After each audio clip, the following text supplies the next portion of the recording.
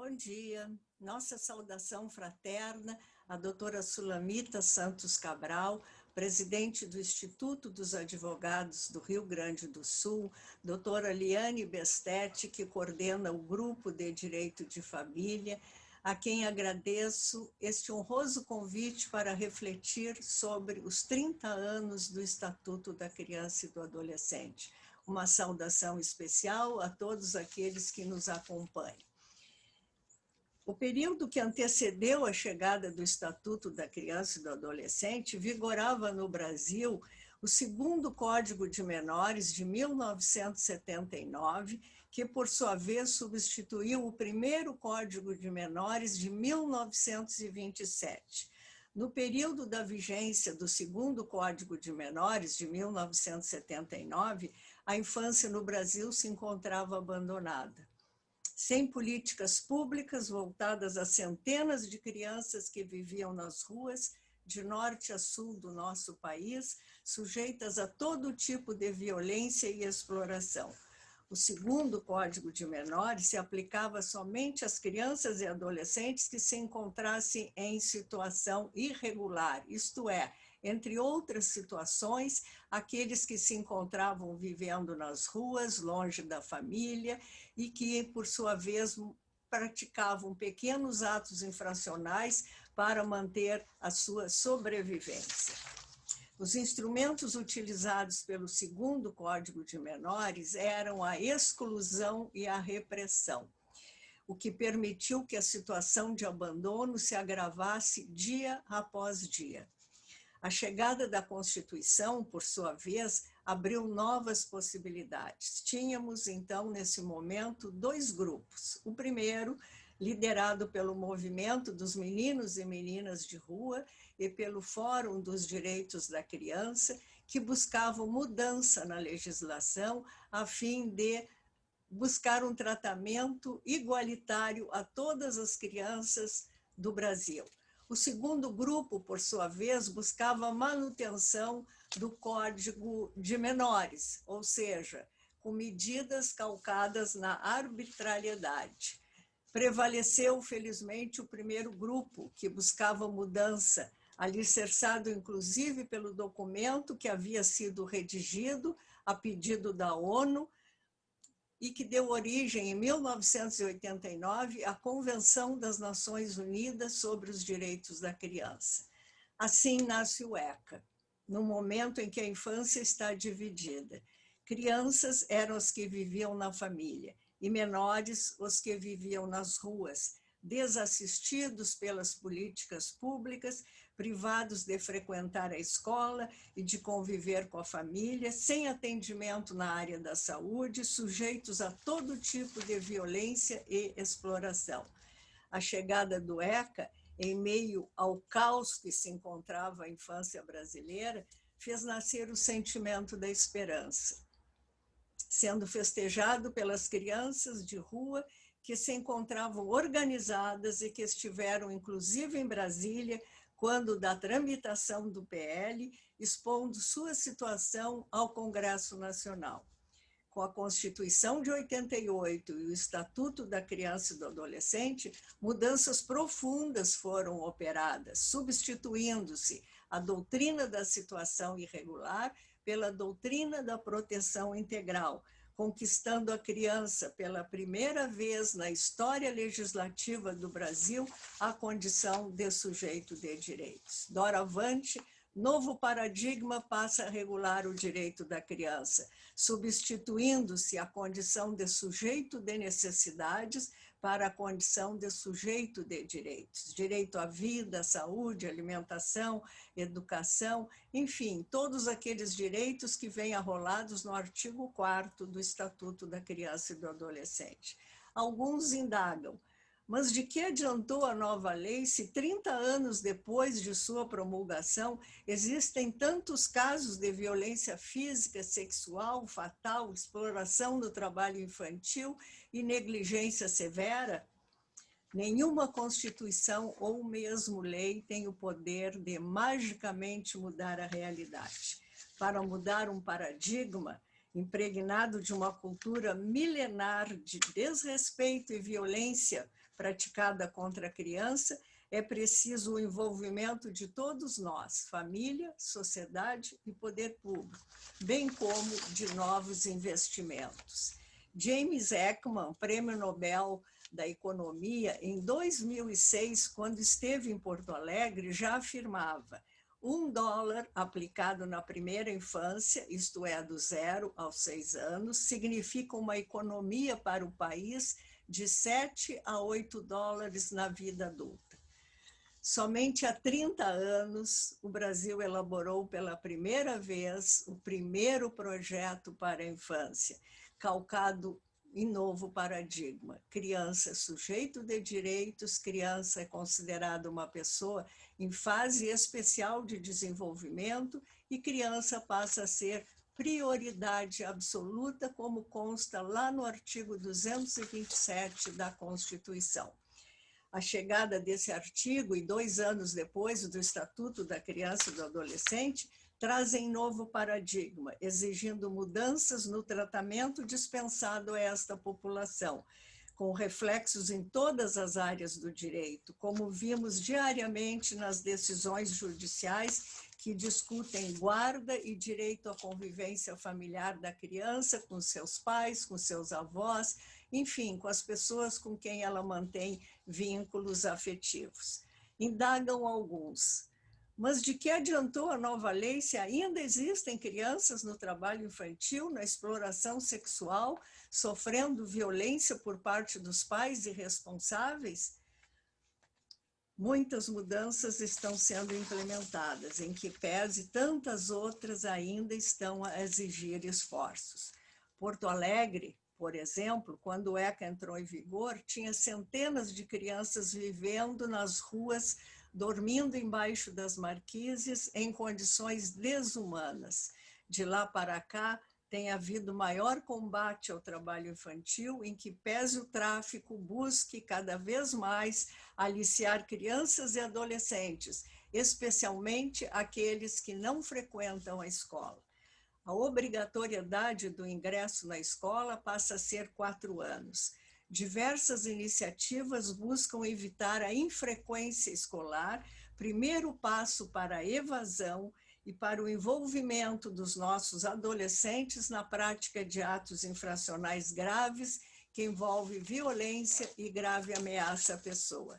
Entre as iniciativas, destaca-se a ficha do aluno infrequente, que é conhecida como FICAI, que resultou de uma feliz parceria entre o Conselho Tutelar, o Ministério Público e as secretarias de educação.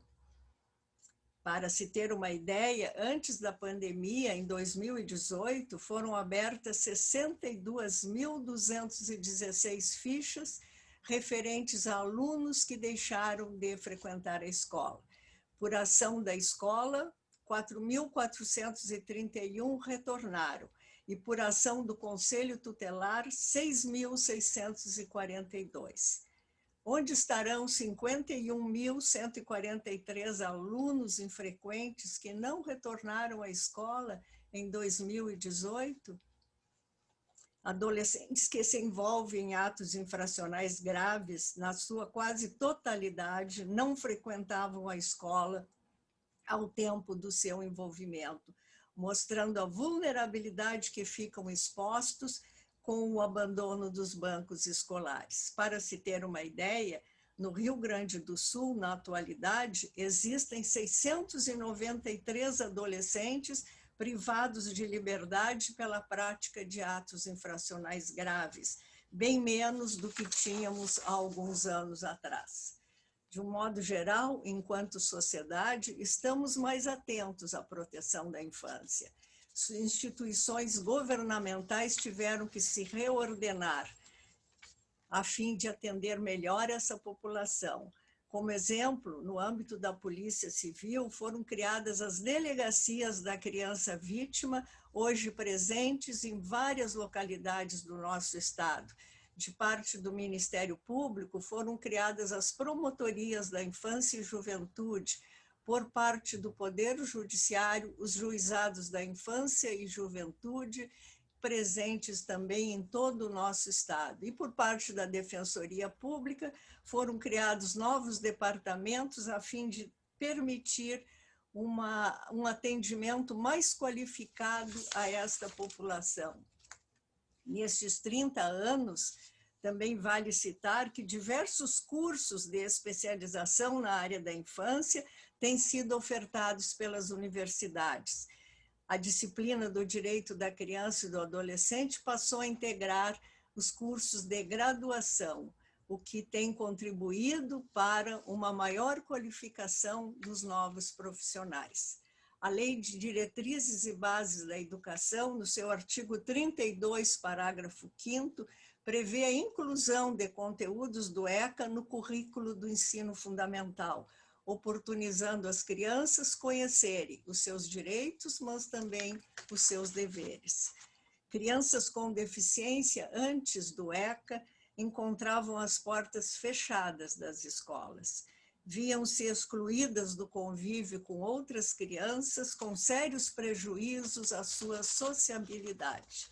A partir do ECA, artigo 54, inciso 3º, que prevê a obrigatoriedade de o poder público prestar atendimento especializado aos deficientes, preferencialmente na rede regular de ensino, pouco a pouco as escolas foram se especializando para dar conta da nova exigência legal. Em consequência, as universidades já contam com alunos que outrora dificilmente tinham acesso ao ensino superior.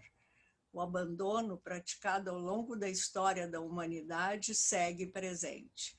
Antes do ECA, as instituições de acolhimento, chamadas de abrigos, recebiam cerca de 100 crianças no mesmo prédio, impedindo um tratamento personalizado e digno. Na vigência do ECA, cada instituição de acolhimento trabalha com, no máximo, 20 crianças e adolescentes, mantendo os irmãos na mesma casa, em respeito aos vínculos fraternos, por vezes, os únicos que restam na vida dos acolhidos. Para se ter uma ideia, em julho deste ano, no Rio Grande do Sul, tínhamos 3.582 crianças e adolescentes vivendo em acolhimento institucional e, portanto, afastadas da família.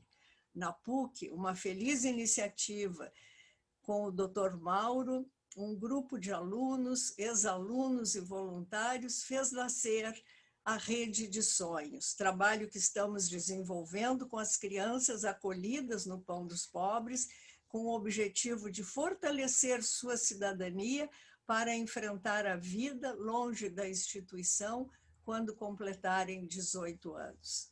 No âmbito legislativo, novas iniciativas merecem referência, destacando-se o Estatuto da Primeira Infância, alertando para a importância dos primeiros anos de vida da criança, período que o atendimento dos direitos fundamentais, acompanhado das relações afetivas, permitirão a formação de um vínculo seguro, possibilitando ao cérebro estabelecer um número maior de conexões essenciais ao desenvolvimento saudável do bebê e da criança.